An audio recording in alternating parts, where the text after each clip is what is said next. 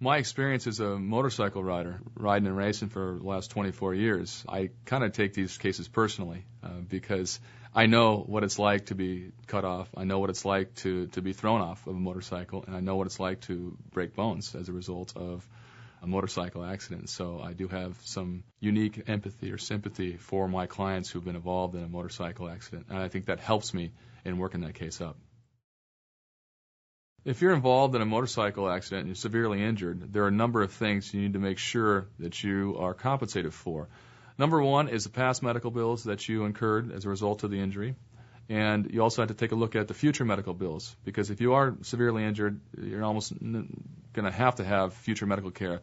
That needs to be looked at, and a dollar amount needs to be put on that.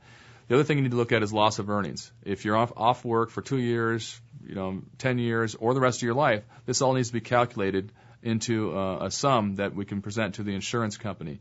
This is all something that we do at SD & Bomberger. We hire the proper experts to take a look at all this stuff, evaluate it, and put it together for us. The number one mistake that a motorcycle accident victim makes is talking to the adjuster without an attorney present.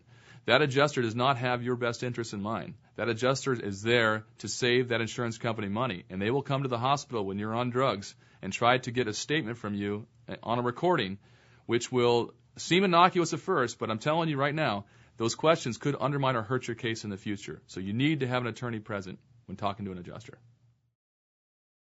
When you take on a motorcycle case involving a catastrophic injury or a death, and you realize that you are the last line of defense for that client, it's an important role.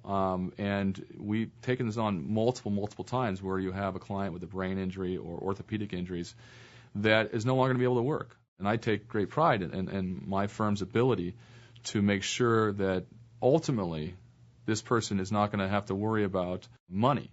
You can obviously never go back to pre-accident status, but we try to make the person's life easier, and so they don't have to worry about things they would have to worry about if they hadn't got an attorney.